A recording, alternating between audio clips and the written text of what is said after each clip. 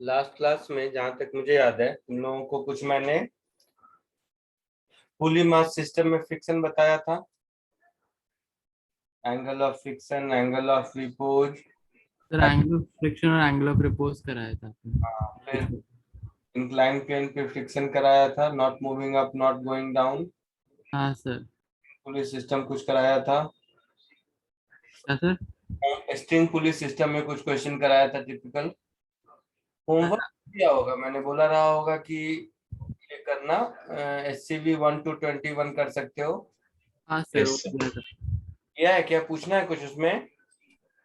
हाँ सर।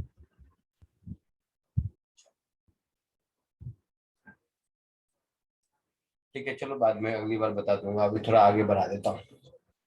अब friction in relative motion. So relative motion में फ्रिक्शन, जिसको हम लोग टू ब्लॉक सिस्टम कहते हैं। ध्यान से देखो, लिखना मत।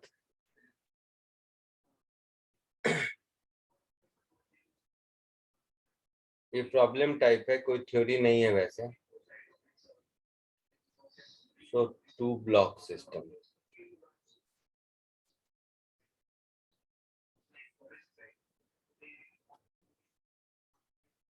कोई स्टैंडर्ड नेम नहीं है ये टू ब्लॉक सिस्टम, ये हम लोगों का दिया हुआ नाम है।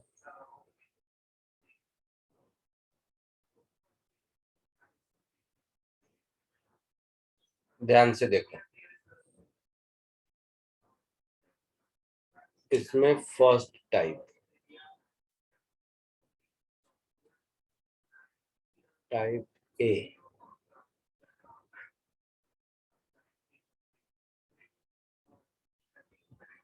टाइप ए मतलब सपोज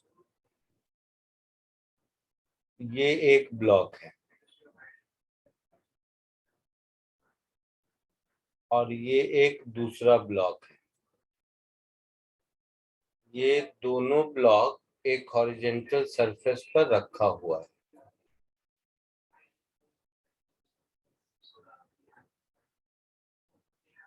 इसका नाम ए, इसका नाम बी। ये मास ऑफ ए, ये मास ऑफ बी। इन दोनों के बीच फ्रिक्शन का कोएफिशिएंट μ1। ग्राउंड और बी के बीच कोएफिशिएंट ऑफ फ्रिक्शन मान लो μ2 है। ये MA MB की जगह M1 M2 कर दो, ज्यादा आसान रहेगा लिखना। इसको M1, इसको M2। और नीचे वाले ब्लॉक पर फोर्स लग रहा है।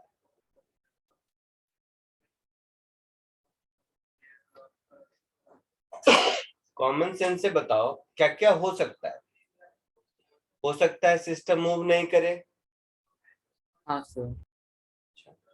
ये हो सकता है मूव करे और दोनों ब्लॉक साथ साथ चले। हाँ सर। ये हो सकता है मूव करे और ए बी के ऊपर स्लिप करे। Yes sir. यही तीन बातें हो सकती हैं। Yes sir. इन तीनों में से कौन सा होगा, कैसे होगा, ये कैसे चेक करेंगे, वो हम लोग देखते हैं।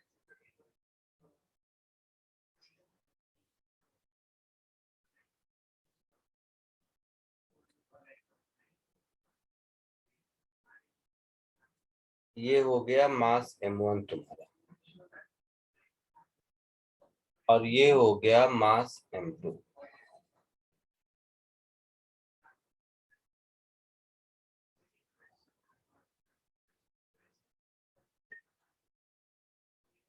इसका फ्री बॉडी डायग्राम देखो।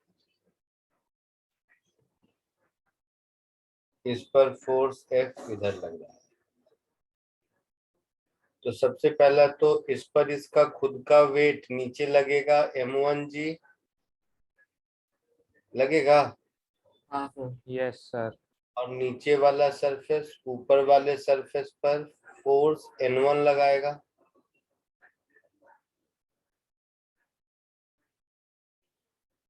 उसी तरह इस पर M2G नीचे लगेगा, और ऊपर वाले का ये अगर N1 उस पर लगाया है तो ये भी इस पर N1 नीचे लगाएगा, जिसकी वैल्यू M1G के बराबर होगी। हाँ या ना? हाँ सर।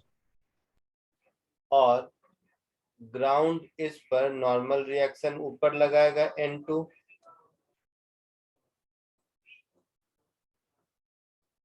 फ्रिक्शन को छोड़कर सब ड्रॉ कर लिया हमने। हाँ सर।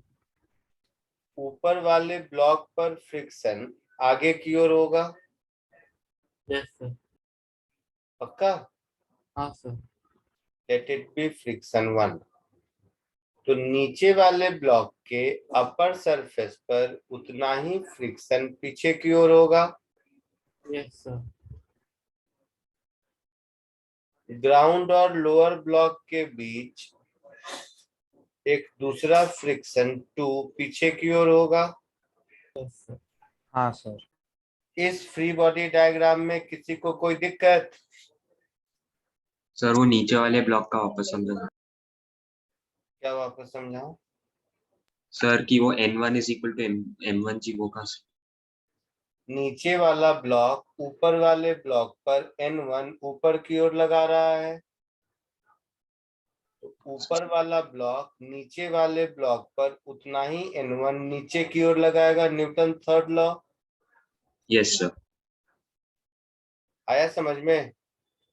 यस सर ये फ्रिक्शन 1 की मैक्सिमम वैल्यू μ1 M1g होगी और फ्रिक्शन 2 की maximum value μ2 N2 that is M1 + M2 × g होगी। कोई दिक्कत इसमें? No sir. तो ये फ्री बॉडी डायग्राम तक ड्रॉ कर लो, फिर कैसे डिसाइड करेंगे कि दोनों साथ साथ जाएंगे, दोनों अलग अलग जाएंगे, नहीं जाएंगे, सब चेक करते हैं।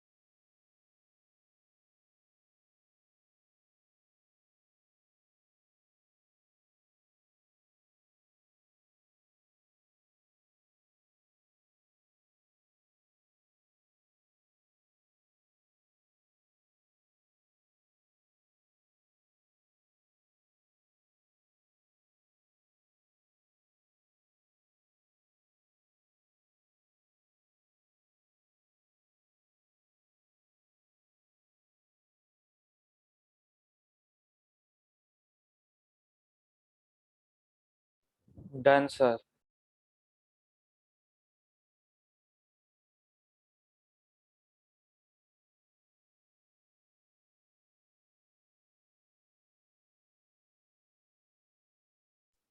आगे बढ़े? Yes sir. अब देखो,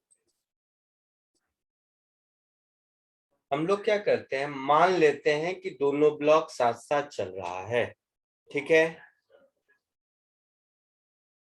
Yes, sir. So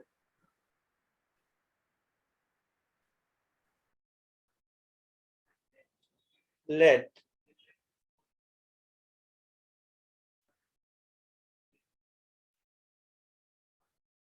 both blocks are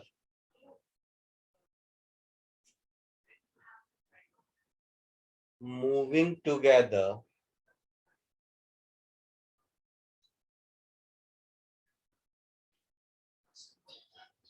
with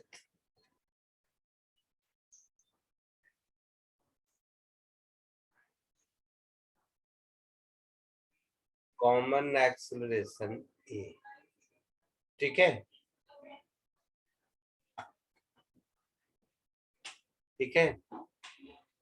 Yes, sir. तो जब मूव कर रहा है कॉमन एक्सेलरेशन से, मतलब मोशन हो रहा है ग्राउंड और लोअर ब्लॉक के बीच, मतलब फ्रिक्शन 2 तो मैक्सिमम ही लगेगा, न कम न ज्यादा। दैट हाँ is sir. m2 into m1 plus m2 into ji.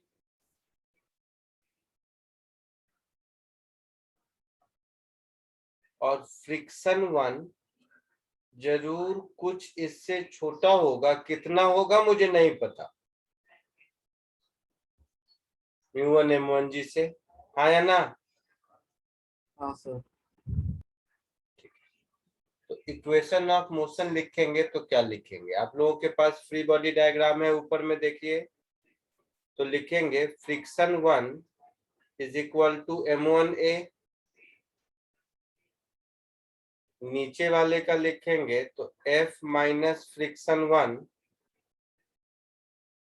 Minus friction 2, that is μ2 m1 plus m2 into g, this is equal to m2a। होगा ऐसा? हाँ सर। Yes sir. दोनों को ऐड कर दीजिए, दोनों को ऐड कर देंगे so F minus μ2 m1 plus m2 g is equal to a common m1 plus m2। होगा? हाँ sir. So F is equal to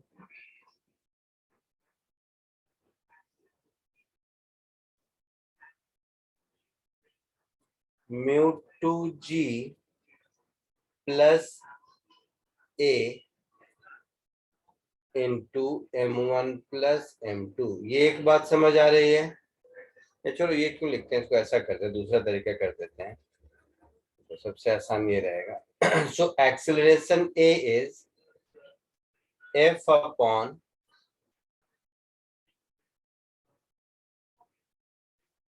m1 plus m2 minus μ2 g। ये कॉमन एक्सेलरेशन मुझे मिला, मैंने एज्यूम किया कि दोनों साथ साथ चल रहे हैं, तो ये कॉमन एक्सेलरेशन मिला। Yes sir. अब क्या क्या हो सकता है? फर्स्ट केस, यही देखकर समझ आता है कि एक्सेलरेशन क्या होगा, नेगेटिव नहीं हो सकता, या तो पॉजिटिव होगा या जीरो होगा, नेगेटिव तो नहीं हो सकता, हाँ सर। पीछे तो नहीं जा सकता ना। a should be greater than 0, so f should be greater equal to भी कर दो, कांस्टेंट वेलोसिटी से अगर जाए ऐसा लिखना हो तो, μ2 m1 plus m2 into g, then only system will move।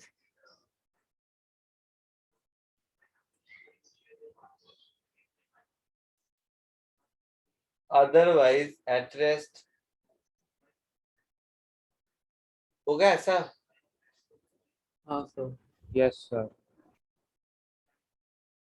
कोई दिक्कत नहीं यहाँ तक? नहीं सर। तो यहाँ पर डिसाइड हो गया कि अगर f इससे छोटा है मतलब आगे नहीं जाएगा, बात खत्म, acceleration is equal to 0, answer. है ना। हाँ सर। अब अगर हमने देख लिया कि नहीं ऐसा नहीं है, तो हमें चेक करना है कि दोनों साथ साथ जा रहे हैं या अलग अलग जा रहे हैं, है ना। आई बात समझ में। Yes sir. Yes sir. तो यहां से तो डिसाइड हो गया कि आगे जा रहे हैं। अब क्या करेंगे, ये कॉमन एक्सेलरेशन है तो इक्वेशन 1 में इस एक्सेलरेशन को पुट कर देंगे। So for both blocks to move together, ये जो एक्सेलरेशन आपको मिला है, देखो इस एक्सेलरेशन का फ्रिक्शन 1 से कोई लेना देना नहीं है ना। हाँ सर। तो friction 1 is equal to m1a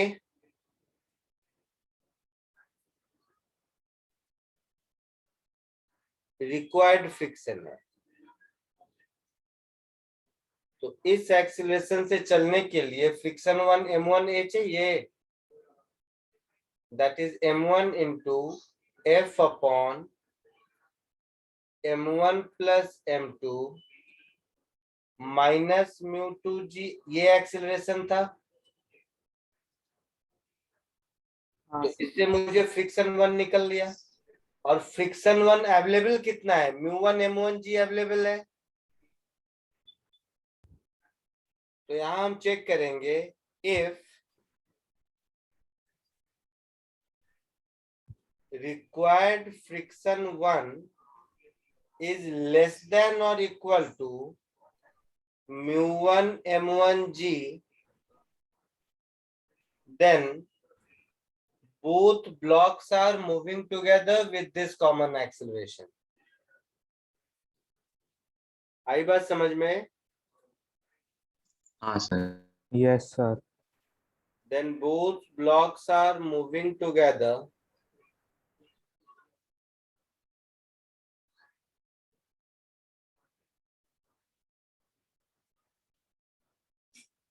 with this acceleration।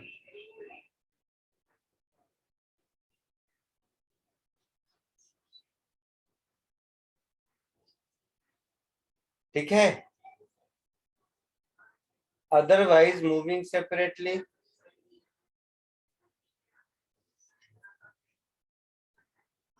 कोई डाउट।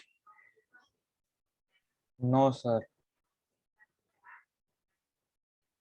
तो यहां से क्लियर हो जाएगा कि साथ साथ जा रहा है या अलग अलग जा रहा है। अगर साथ साथ जा रहा है ये क्लियर हो गया तो यही मेरा आंसर है। नहीं, अगर क्लियर हुआ कि अलग अलग जा रहा है, तो जब अलग अलग जा रहा है तो क्या होगा देखो,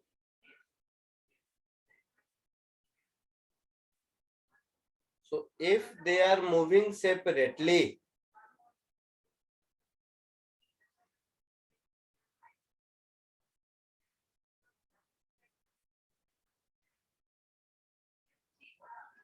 अगर दोनों सेपरेटली मूव कर रहा है, ये डिसाइड हो गया, तो इसका मतलब क्या है कि फ्रिक्शन 1 भी मैक्सिमम लगेगा, है ना। स्लिपिंग हो रहा है ना, तो फ्रिक्शन 1 मैक्सिमम लगेगा और फ्रिक्शन 2 भी मैक्सिमम लगेगा, हाँ या ना। हाँ सर। हाँ सर। तो इक्वेशन ऑफ मोशन मेरा क्या हो जाएगा, पहले का μ1 m1g is equal to m1 a1, ये ऊपर वाले का एक्सेलरेशन मिल गया इससे।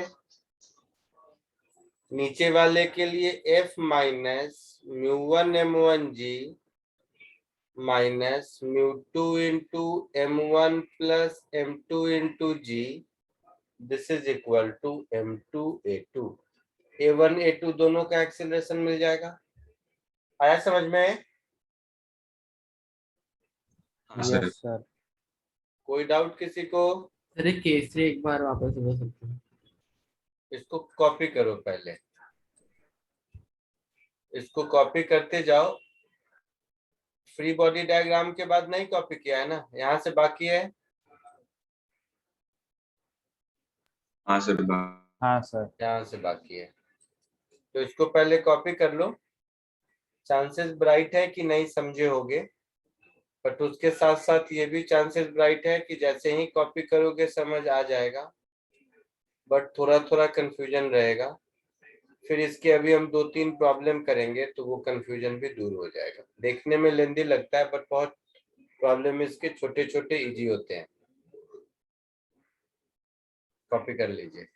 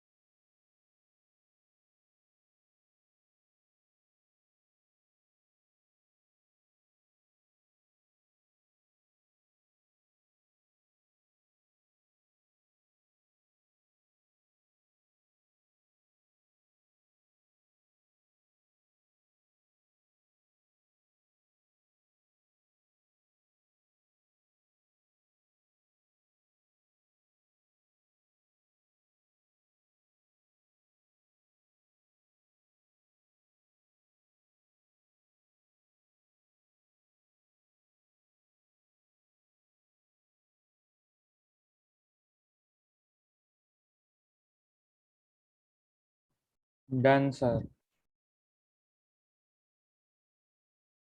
लिख लिया सबने? सर एक मिनट।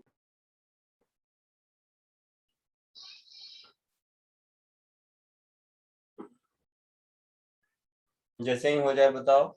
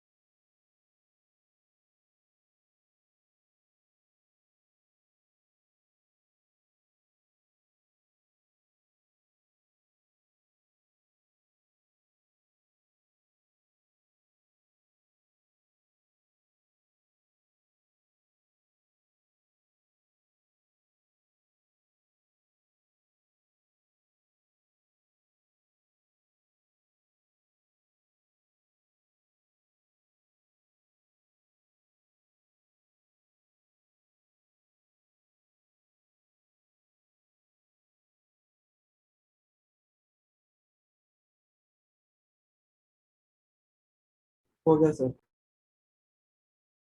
Yes sir, done.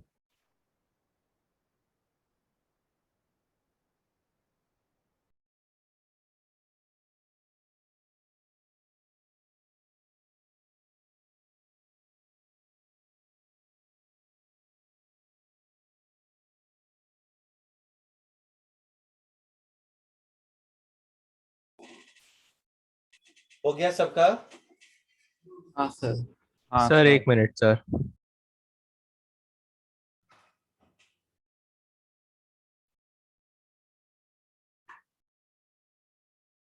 हुआ? हाँ सर डन। उसी पे बेस्ड एक ये क्वेश्चन करके देखो, दिख रहा है? हाँ सर। हाँ सर जी। हाँ, सिंपल सा है, कोशिश कीजिए।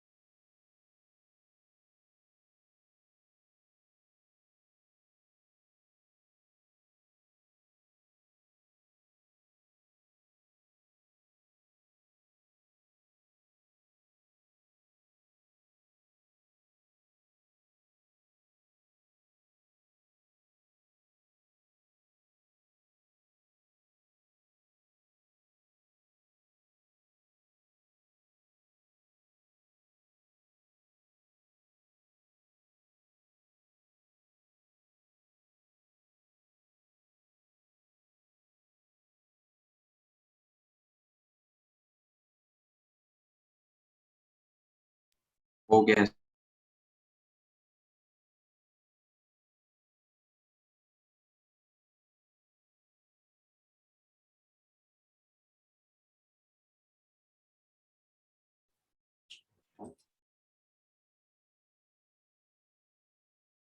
हो गया? Yes sir. क्या आया? 35 न्यूटन। सबको 35 न्यूटन आया है, किसी को कुछ और भी आया? 35 ही आया?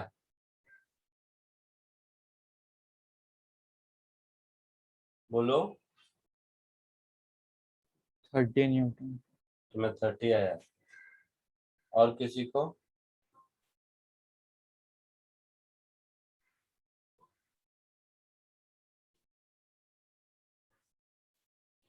और कोई बोलो। 35 आया सबको? क्या आया? अपना अपना आंसर बताओ।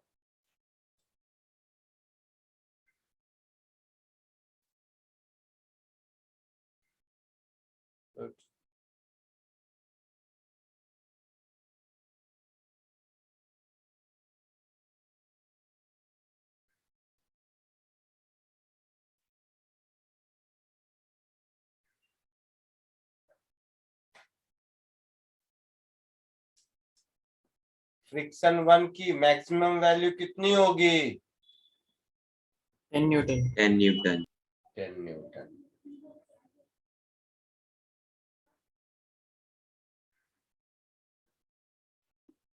यह है 2 kg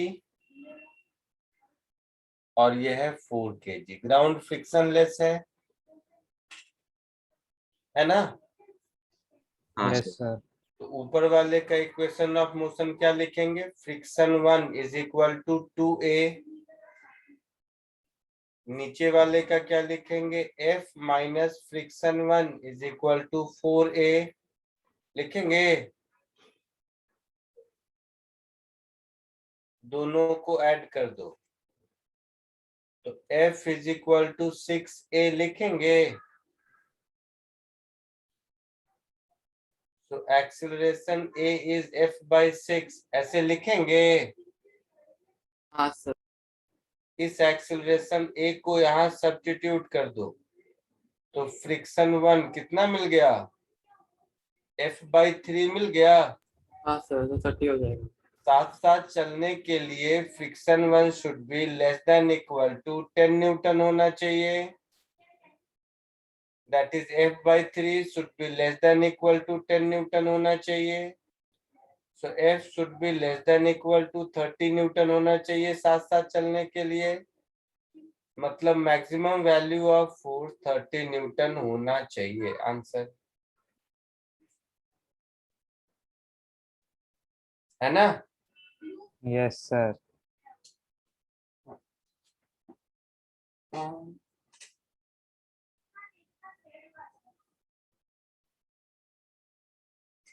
आगे बढ़े? Yes sir. इसको ओरली भी कर सकते हो बिना एक वर्ड लिखे हुए।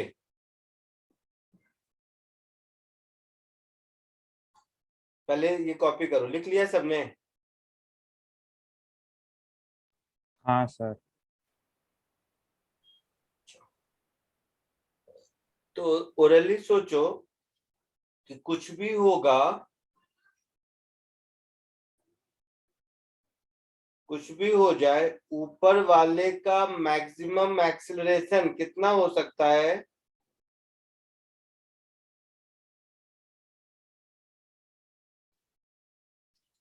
ऊपर वाले का ड्राइविंग फोर्स कितना है? मैक्सिमम 10 है। सर 5 हो सकता है ना मैक्सिमम एक्सेलरेशन। ऊपर वाले का ड्राइविंग फोर्स मैक्सिमम 10 है, हाँ या ना? हाँ सर। अच्छा, तो मैक्सिमम 10 है तो एक्सीलरेशन मैक्सिमम कितना हो सकता है? 5 हो सकता है 10/2। हाँ सर। मतलब 5 से ऊपर कुछ भी हो जाए, 5 से ज्यादा एक्सीलरेशन से तो जा ही नहीं सकता ना। सर। ये बात समझ आ रही है? Yes sir. कुछ भी हो जाए 5 से ज्यादा एक्सेलरेशन से जा ही नहीं सकता है। मतलब नीचे वाले का एक्सेलरेशन जब तक 5 है तब तक तो साथ साथ चलेगा, हाँ सर। और 5 से ज्यादा है तो अलग हो जाएगा।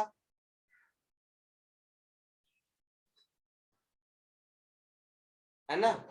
तो हाँ साथ सर। साथ दोनों मैक्सिमम 5 एक्सेलरेशन से जा सकते हैं। हाँ या ना? Yes sir. तो दोनों स्लिप नहीं कर रहा है, मतलब कंबाइंड मास 6 kg, ग्राउंड पे फ्रिक्शन नहीं है, तो 6 kg के मास को 5 से एक्सेलरेशन से आगे ले जाओगे तो 30 न्यूटन का फोर्स लगेगा। Yes sir. आया समझ में? हाँ सर। आगे बढ़े। हाँ सर।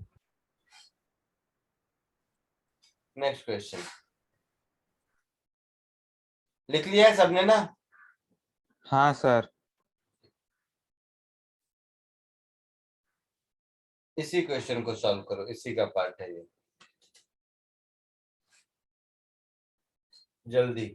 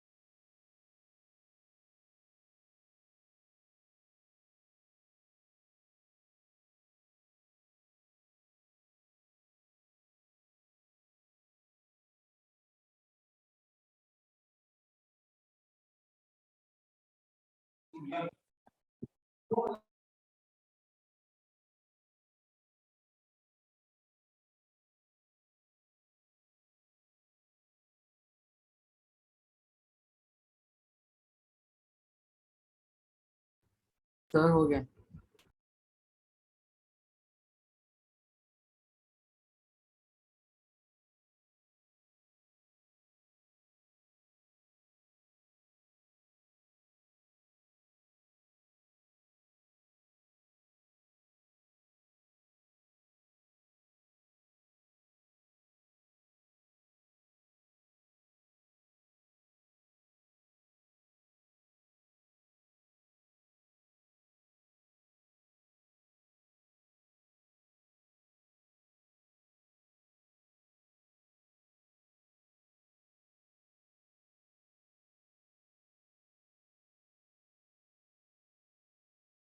हो गया।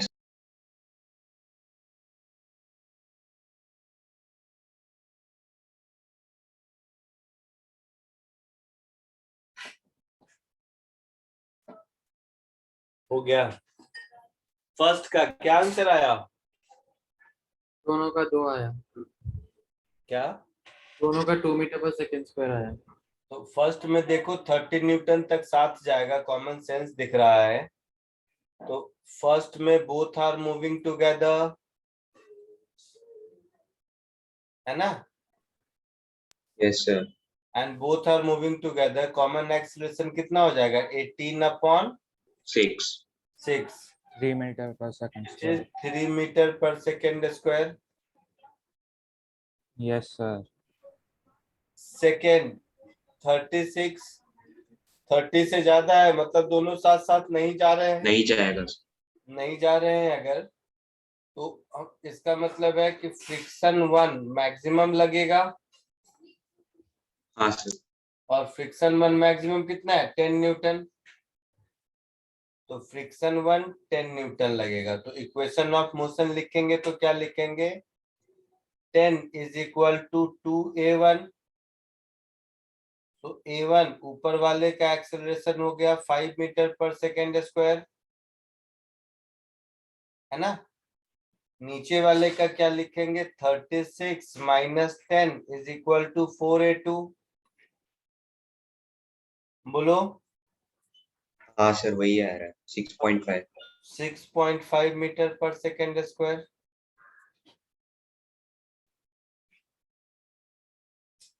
कोई डाउट किसी को? No sir. किसी तरह का कोई डाउट है? No sir no. Same question solve करते हैं।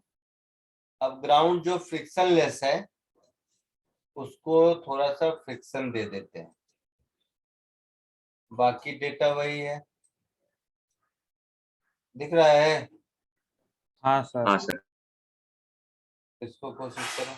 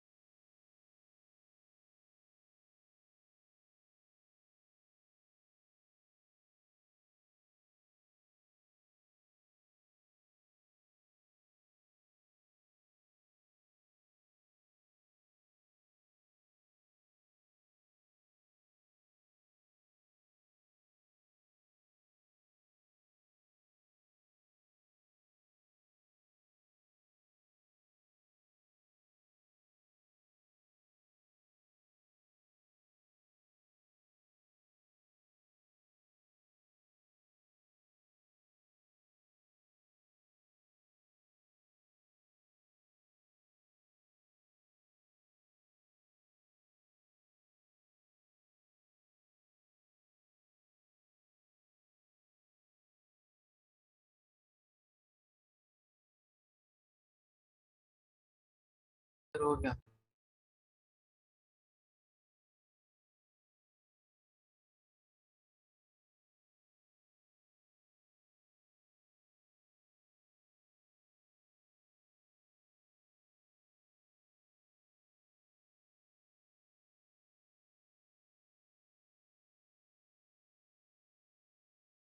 क्या आंसर आया?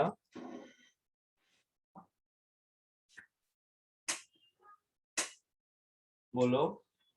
सर 1 मिनट, शायद से कुछ गलत हुआ, 1 मिनट दीजिए।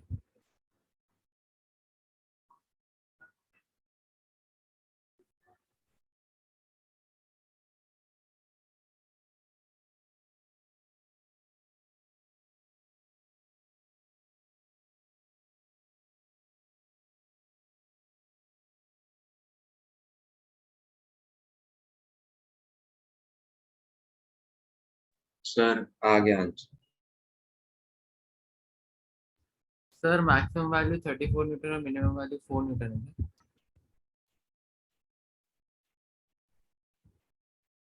क्या है आंसर बताओ? मैक्सिमम वैल्यू 34 न्यूटन आया। Minimum 4 Newton.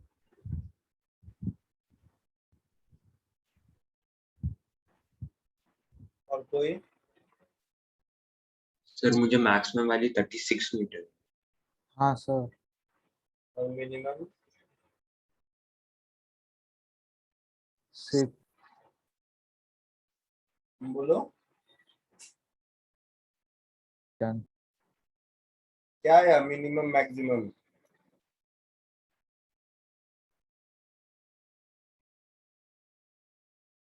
सर 6 न्यूटन है मिनिमम। 6 न्यूटन आया मिनिमम और मैक्सिमम 36, ऐसा? यस। 36। अभी देखते हैं। सही लगता है वैसे, बट अभी देखते हैं। ये 2 kg वाला ब्लॉक है और इसके नीचे ये 4 kg वाला ब्लॉक है। इस 4 kg वाले ब्लॉक पर फोर्स F लग रहा है। यहाँ पर इन दोनों के बीच का फ्रिक्शन इधर होगा, फ्रिक्शन 1, जिसकी मैक्सिमम वैल्यू 10 न्यूटन होगी। ऊपर देखा था सेम डेटा है। हाँ सर। तो इस पर ये फ्रिक्शन 1 इधर लगेगा, इसकी मैक्सिमम वैल्यू 10 न्यूटन है। साथ ही साथ इस पर एक फ्रिक्शन 2 इधर लगेगा। इस फ्रिक्शन 2 की मैक्सिमम वैल्यू कितनी होगी? 4 न्यूटन। 4 + 2 6। 6 न्यूटन। 6 × 10 60, 60 × 0.1 6 न्यूटन होगा ना? हाँ सर। ठीक है। मान लो दोनों साथ साथ चल रहे हैं, तो friction 1 is 2A, F minus friction 1 minus friction 2 is 4A। होगा ऐसा? हाँ सर। तो यहाँ से मुझे मिल गया F is equal to friction 2 plus 6A, है ना? A should be greater equal to 0 और मूव कर रहा है, तो फ्रिक्शन 2 का मैक्सिमम वैल्यू ही लगेगा, न कम न ज्यादा। तो F should be greater equal to 6 Newton. आया समझ में? हाँ सर। हाँ sir.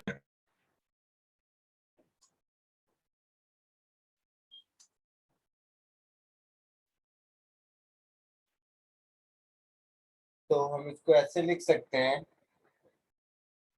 F is equal to 6 plus 6A। तो A is F by 6 minus 1 होगा। हाँ सर। इस ए को यहाँ सब्स्टिट्यूट कर दो, तो फ्रिक्शन 1 कितना हो गया 2a, दैट इज F/3 -2, ऐसा हो गया। साथ साथ चलने के लिए ये फ्रिक्शन 1 छोटा होना चाहिए 10 न्यूटन से, मतलब F/3 -2 should be less than equal to 10 newton. हो गया ऐसा? हाँ sir. Yes. F/3 should be less than equal to 12 newton, तो F should be less than equal to 36 newton. तो रेंज ऑफ फोर्स क्या होगा 6 न्यूटन से ज्यादा और 36 न्यूटन से कम। तो एक्चुअल में ज्यादा होगा तभी चलेगा, 6 के बराबर होगा तो जीरो वेलोसिटी हो जाएगी। तो इधर लेस देन, इधर ग्रेटर देन, इधर लेस देन इक्वल टू। आया समझ में? हाँ सर। कोई डाउट किसी को? No sir. पक्का? हाँ sir, no doubt.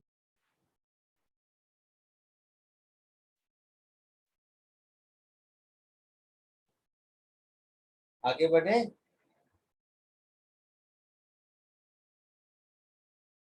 Yes sir. तो इसमें क्या था, फोर्स ऊपर नीचे वाले ब्लॉक पर लग रहा है।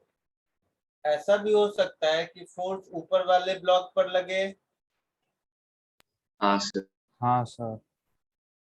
तो इसको हम लोग टाइप बी बोल देते हैं।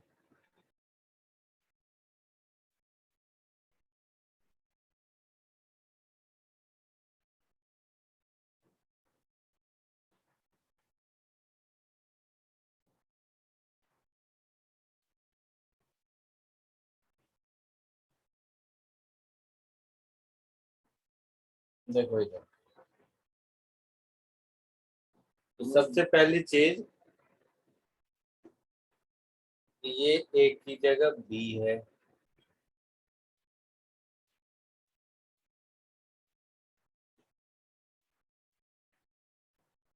दूसरी चीज इसमें फोर्स नीचे वाले ब्लॉक पर लग रहा है, सॉरी इसमें नीचे वाले पर लग रहा है। अब अगर यही फोर्स ऊपर वाले ब्लॉक पर लगे तो क्या होगा?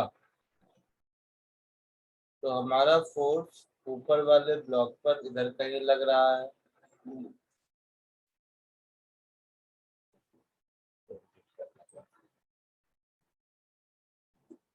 तो फोर्स ऊपर वाले ब्लॉक पर लग रहा है। अब अगर हम लोग फ्री बॉडी डायग्राम ड्रॉ करेंगे तो कैसा होगा? नीचे वाले ब्लॉक को आगे कौन ले जाएगा? फ्रिक्शन। फ्रिक्शन। तो नीचे वाले ब्लॉक के अपर सरफेस पर फ्रिक्शन आगे की ओर लगेगा। नीचे वाले ब्लॉक के लिए फ्रिक्शन 1 ही ड्राइविंग फोर्स है। हाँ सर। तो नीचे वाले के लिए अगर फ्रिक्शन 1 ड्राइविंग फोर्स है तो ऊपर वाले के लिए फ्रिक्शन 1 अपोजिंग फोर्स होगा। Yes sir. तो फ्री बॉडी डायग्राम में देखो क्या चेंजेस होंगे। एक, तो ये एफ यहाँ लगेगा,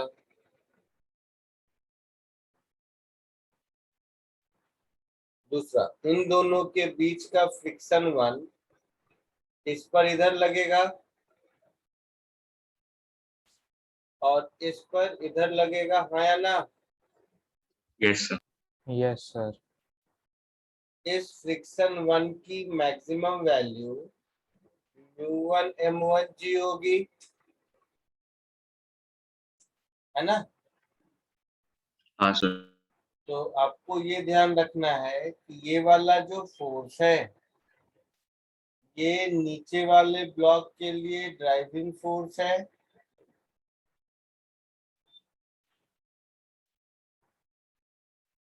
और ये दूसरा वाला फ्रिक्शन नीचे वाले के लिए अपोजिंग फोर्स है, हाँ या ना? हाँ सर।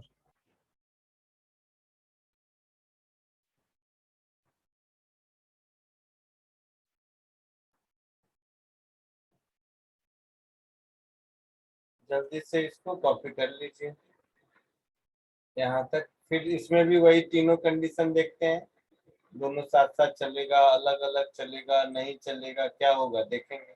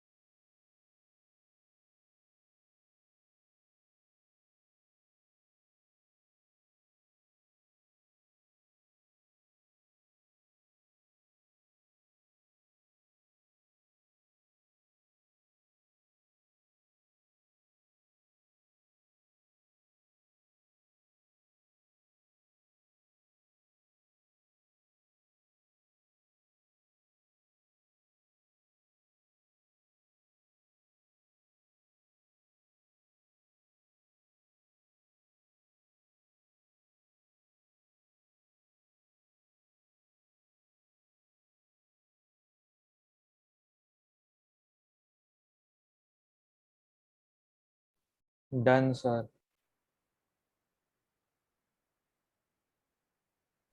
हो गया, आगे बढ़े। Yes sir.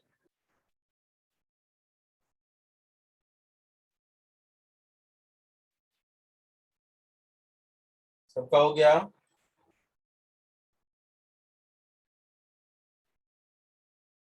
हो गया सर। अब देखो इसमें क्या क्या हो सकता है। तो पहली चीज ये हो सकती है कि नीचे वाला मूव ही नहीं करे, है ना? हो सकता है ऐसा। हाँ सर। ऐसा कब होगा? जब ड्राइविंग फोर्स का मैक्सिमम वैल्यू अपोजिंग फोर्स के मैक्सिमम वैल्यू से कम होगा। तो इफ फ्रिक्शन वन का maximum value is less than friction two का maximum value, then lower block will not accelerate, हाँ या ना? हाँ सर।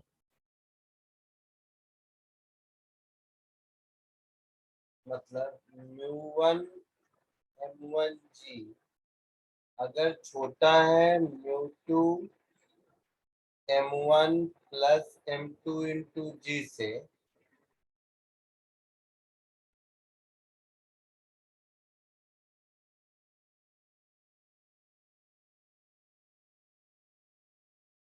then lower block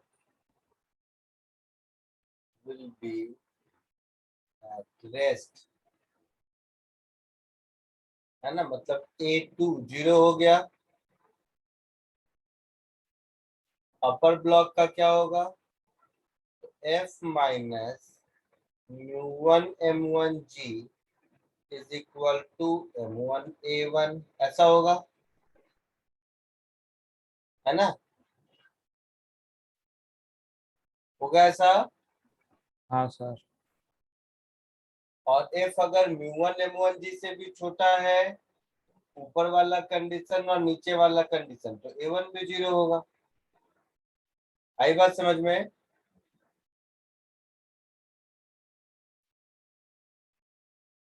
तो फर्स्ट केस में डिसाइड करेंगे कि नीचे वाला मूव कर रहा है या नहीं, आया ना। Yes. अब डिसाइड करेंगे कि अगर नीचे वाला मूव कर रहा है तो ऊपर वाले के साथ साथ कर रहा है या नहीं, ठीक है।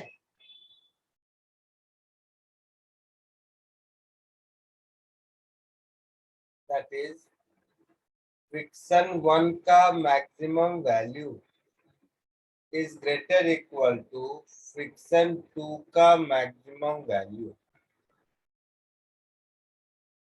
ऐसा है, मतलब नीचे वाला मूव कर रहा है, हाँ सर। हाँ सर। तो लेट्स अज्यूम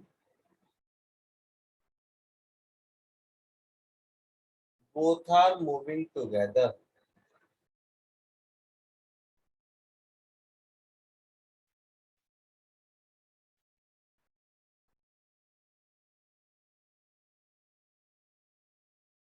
तो जब दोनों साथ साथ चल रहे हैं तो इक्वेशन क्या होगा, F minus friction 1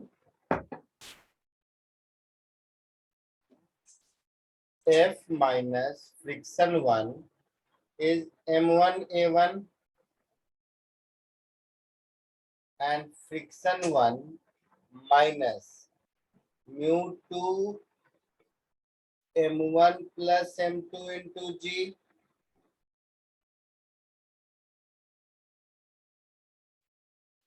This is equal to M1 A, ऊपर A1 जो लिखा A1 नहीं A है,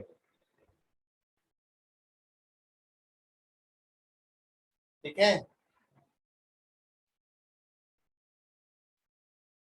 दोनों को ऐड कर दीजिए, दोनों को ऐड कर दिया तो यहाँ से मुझे मिला F माइनस म्यू 2 सर वो M2 है होना चाहिए नीचे का। M1 प्लस, हाँ M2 ये होना चाहिए, M1 plus M2 G, this is equal to A common M1 plus M2, ऐसा। तो एक्सेलरेशन A की वैल्यू हो गई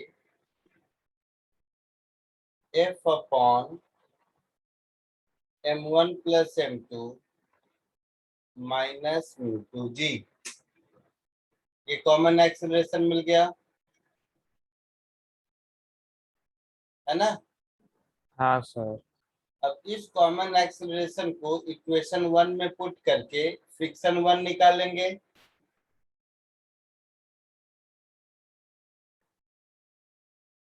Putting this value of A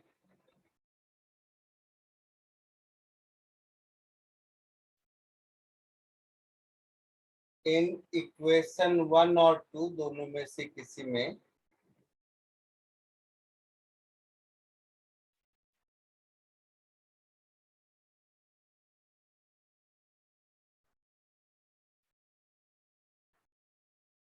calculate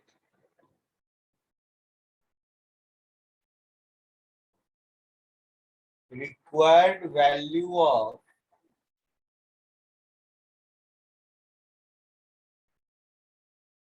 friction 1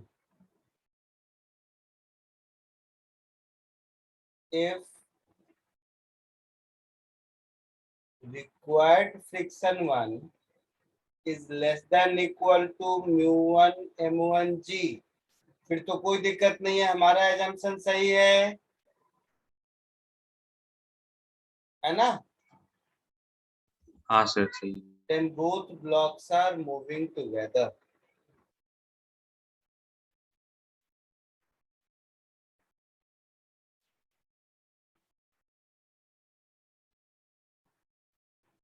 with जो एक्सेलरेशन ऊपर कैलकुलेट किया है एक उससे, और अगर नहीं है then they are moving separately,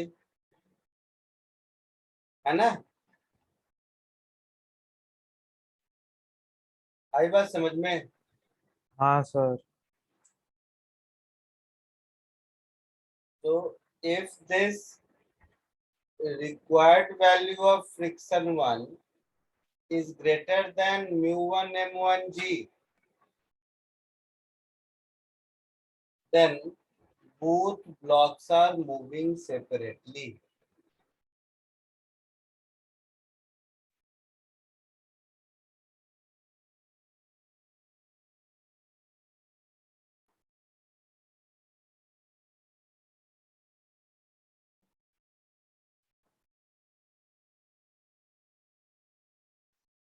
ठीक है,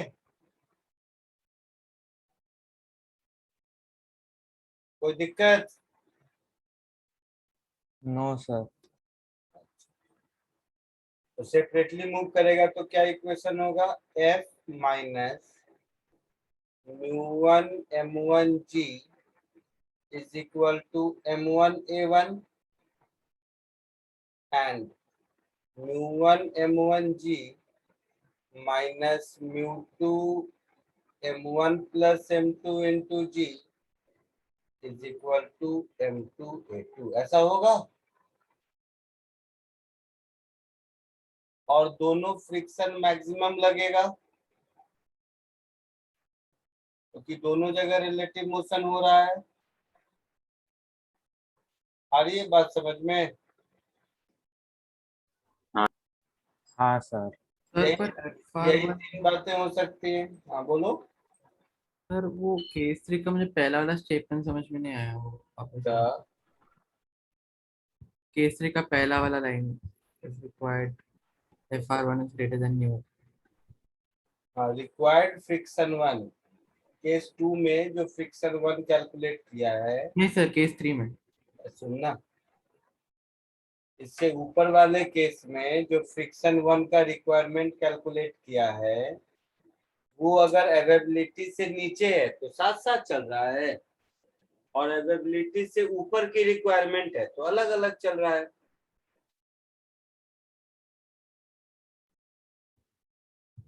सर तो फ्रिक्शन 1 ज्यादा हो सकता है क्या mu1 m1g से? इसलिए तो नहीं हो सकता है।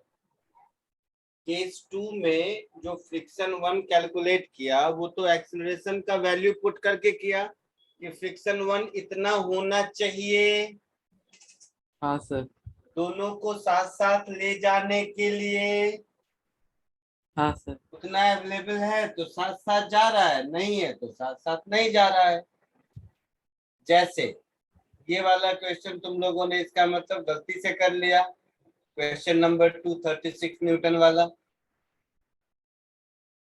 जैसे 36 समझ गया गधे सब। F36 पुट करो, एक्सीलरेशन की वैल्यू 6 आ गई, हाँ सर। यहाँ जहां मेरा माउस है हाँ सर। तो एक्सीलरेशन 6 आ गया, 6 को यहाँ पुट करो तो फ्रिक्शन 1 कितना आ गया? 12 आ गया रिक्वायरमेंट। हाँ सर। अवेलेबल कितना है? 10 तक, यस सर। मतलब साथ साथ नहीं अलग अलग जा रहा है। हाँ सर। ओके। चमका कुछ? Yes sir. तो जल्दी से कॉपी करो। फ्री बॉडी डायग्राम तक तो कर चुके हो शायद। हाँ सर। केस 1 जहां लिखा है वहां से बाकी है। Yes sir. चलिए जल्दी कॉपी कर लीजिए, फिर इसकी प्रैक्टिस करते हैं।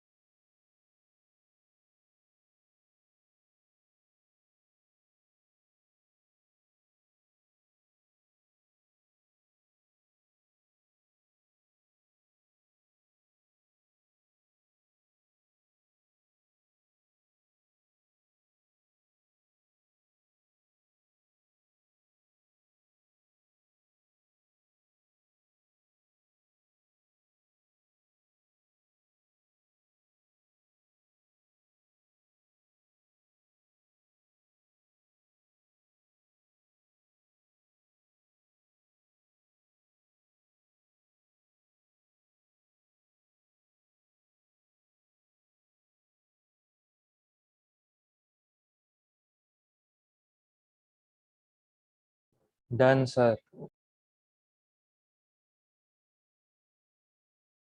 लिख लिया सबने? आगे बढ़े? हाँ सर।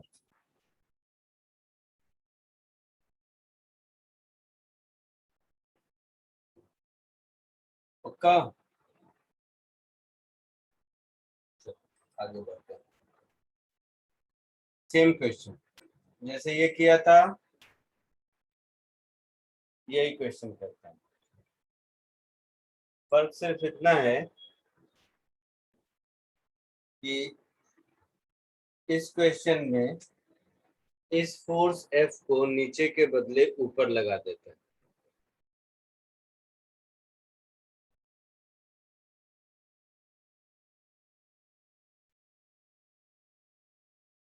यहाँ पर जो फोर्स है उसको व्हाइटनर लगा दिया और फोर्स F यहाँ लगा दिया। ठीक है?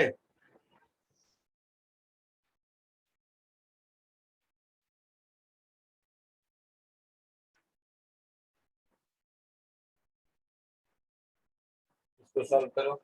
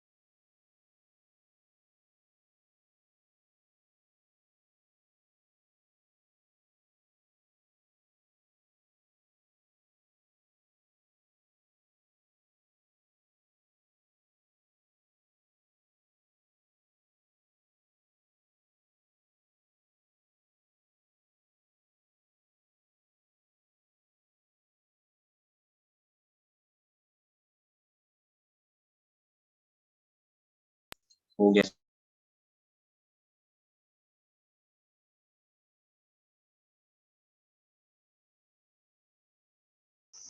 क्या आंसर आया? 15 न्यूटन। 15 न्यूटन। सबको 15 आया?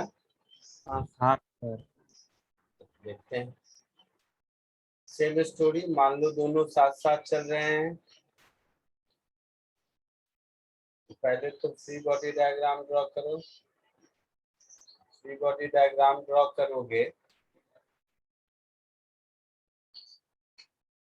तो फोर्स F इधर है, इन दोनों के बीच का फ्रिक्शन इस पर इधर होगा और इस पर उतना ही फ्रिक्शन इधर होगा। होगा? हाँ सर। यह है 2 kg और यह है 4 kg। इस फ्रिक्शन की मैक्सिमम वैल्यू कितनी होगी? 10 न्यूटन। हाँ सर। नीचे फ्रिक्शन है नहीं, So F minus friction is 2A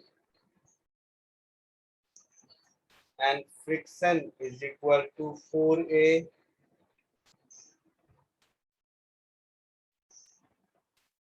दोनों को ऐड कर दो तो F is equal to 6A. तो acceleration A is F by 6. मतलब फ्रिक्शन कितना हो गया 2F by 3 हो गया। साथ साथ चलने के लिए ये जो फ्रिक्शन की रिक्वायरमेंट है वो अवेलेबिलिटी से छोटी होनी चाहिए। हाँ सर। तो for both blocks to move together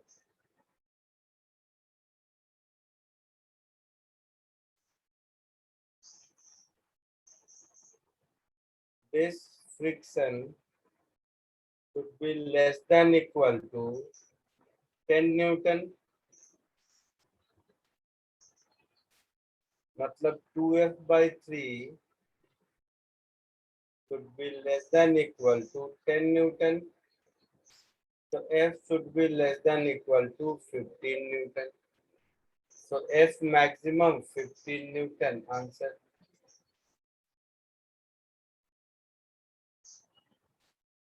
आया समझ में?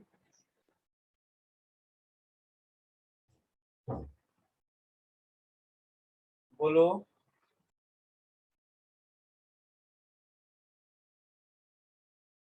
बोलो कोई डाउट किसी को? No sir. आगे बढ़ो।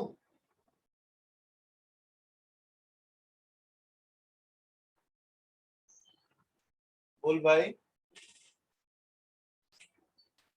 आगे बढ़ो या लिख रहे हो? आगे बढ़ सकते हैं। जैसे ये वाला क्वेश्चन इसी को फिर सॉल्व करो। फर्क कितना है कि फोर्स ऊपर लगा देते हैं इसमें भी।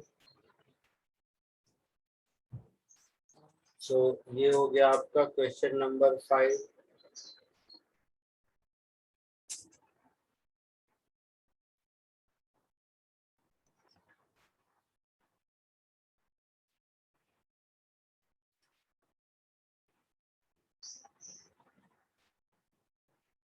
फोर्स F ऊपर लग रहा है,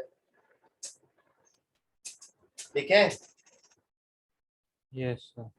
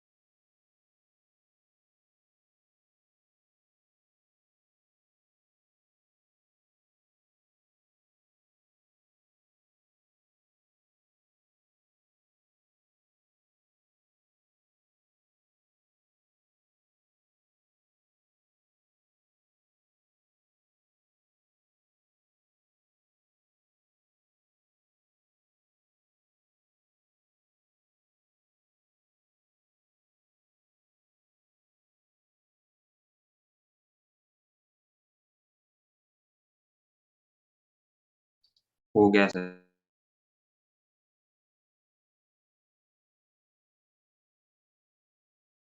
क्या आंसर आया? मैक्सिमम वैल्यू 18 है और मिनिमम 6 से ज्यादा होना चाहिए। बाकी जनता कुछ बताओ। सर कर रहे सर हाँ एक मिनट सर।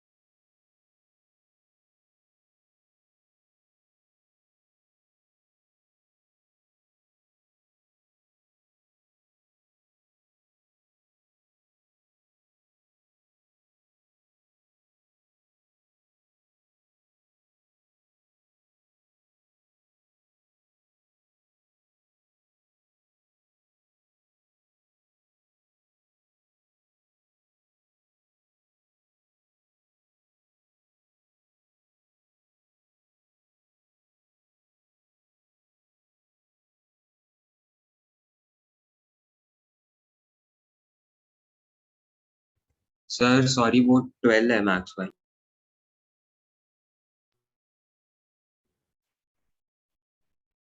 सर वो 18 नहीं होगा सर। क्या होगा 12 होना ना। पता नहीं, देखते हैं हाँ बात। सर, 6 और 12 होना चाहिए। सबको यही आया? हाँ सर वो 10 माइनस 6 4 ए हो जाएगा। तो देखते हैं।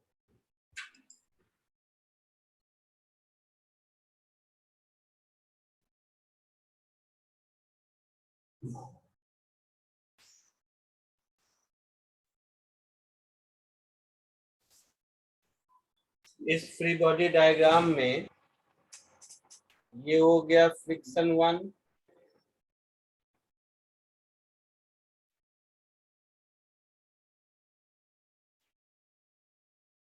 और यहाँ हो जाएगा फ्रिक्शन 2, हाँ या ना? हाँ सर। फ्रिक्शन 2 की मैक्सिमम वैल्यू कितनी होगी? 6 न्यूटन। सो एक चीज मुझे दिख रही है कि फ्रिक्शन 1 का maximum value is greater then friction 2 का मैक्सिमम वैल्यू। इसका मतलब है लोअर ब्लॉक मूव कर सकता है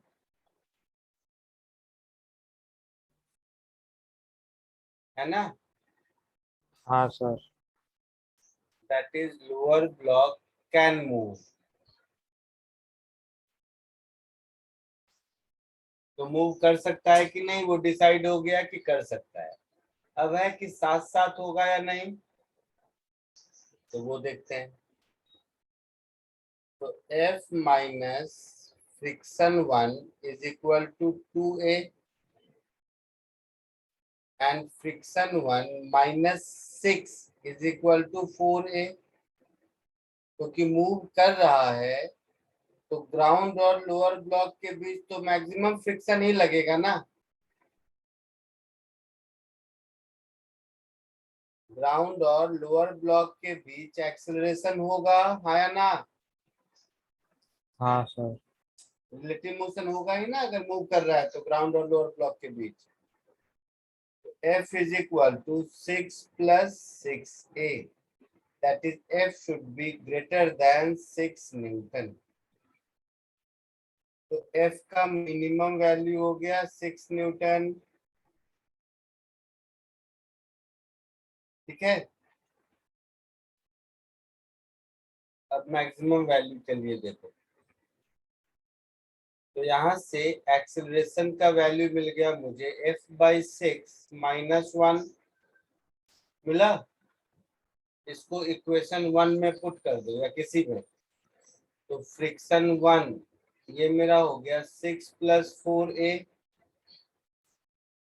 साथ साथ चलने के लिए फ्रिक्शन 1 की रिक्वायरमेंट यही है ना। तो 6 प्लस 4 इंटू F/6 माइनस 1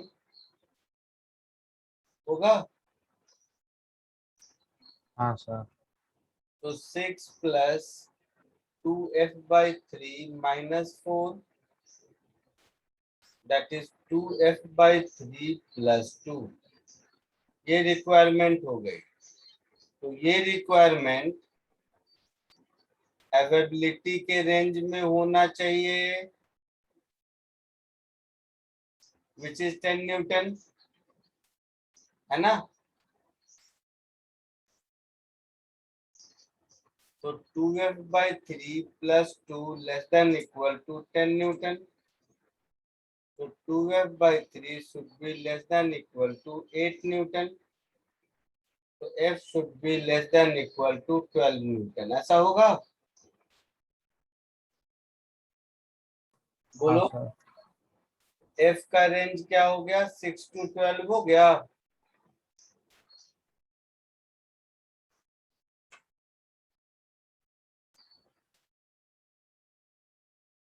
आया समझ में सबको?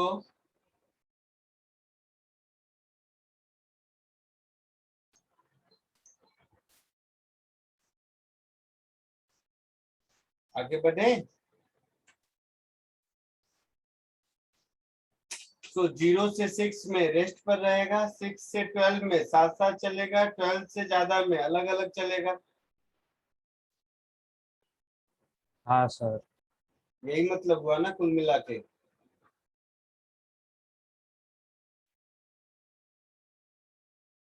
आगे बढ़ूं? Yes sir. एक और क्वेश्चन देखते हैं तुमके साथ।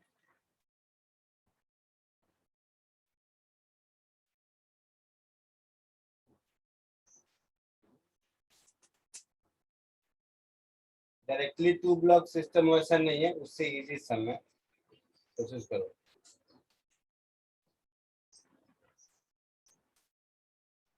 इसका चाहो तो हेडिंग दे सकते हो, फ्रिक्शन एंड स्यूडो फोर्स।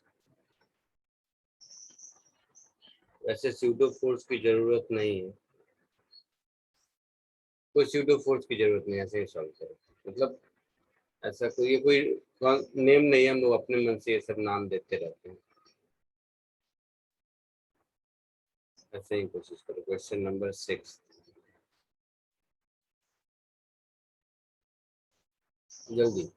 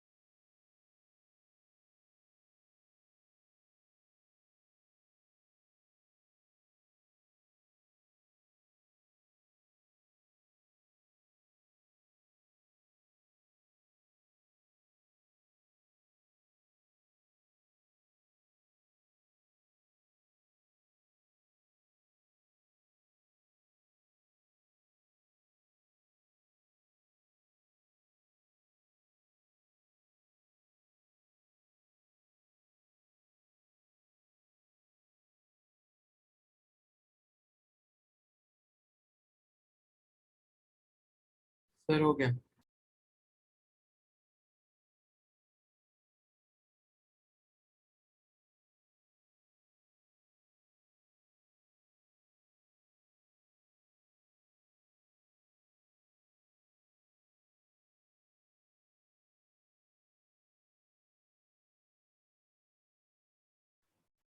क्या आंसर आया बताओ।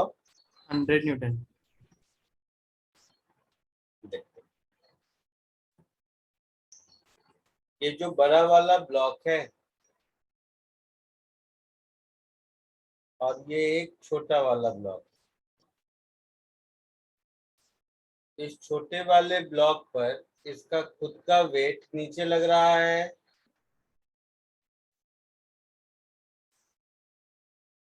10 न्यूटन, हाँ या ना। हाँ सर। और इस पर नॉर्मल रिएक्शन एक आगे की ओर लग रहा है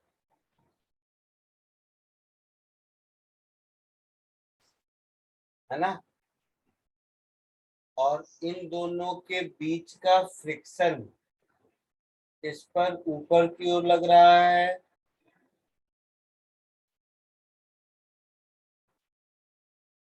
जो इसको गिरने से रोकेगा। इस फ्रिक्शन की मैक्सिमम वैल्यू म्यू एन के बराबर होगी। हाँ सर। उतना ही फ्रिक्शन इस पर इधर लगेगा।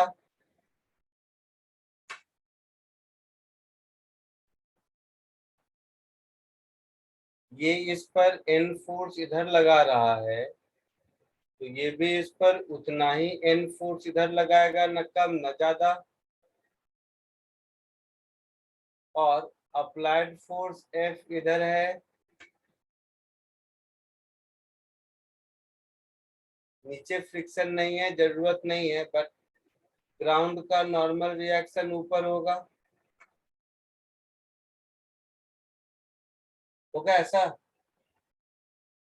हाँ सर। ये सिस्टम ए एक्सीलरेशन से आगे जा रहा है और ये दोनों एक दूसरे के ऊपर स्लिप नहीं कर रहा है, तो एन की वैल्यू ए के बराबर होगी 1 इंटू ए। Yes sir. और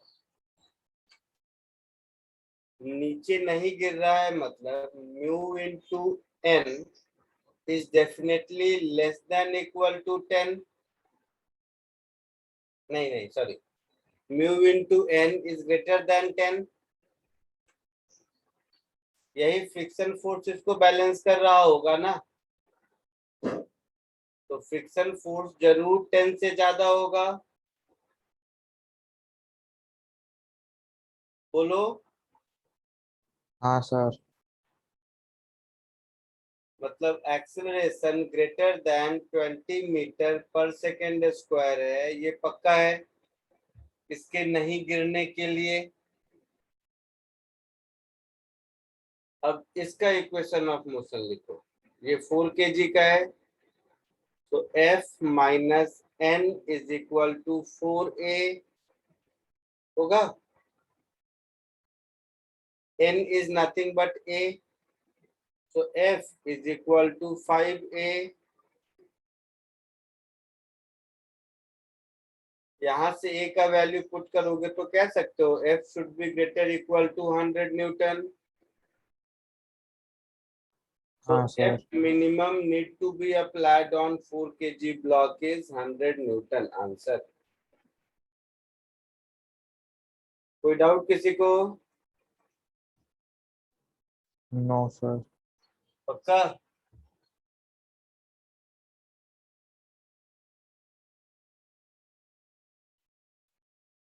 एससी वर्मा आप लोग पूरा सॉल्व कर सकते हो। नेक्स्ट क्लास में हम लोग एससीवी डिस्कस करेंगे, ठीक है। Yes sir. Next class SCV discussion. Sir आप फ्रिक्शन के ऊपर कुछ असाइनमेंट नहीं भेज रहे हैं? पहले कुछ दिया है क्या? एनएलएम का असाइनमेंट 1 2 3 दिया। अच्छा, लोग मांगोगे तो दे दूंगा,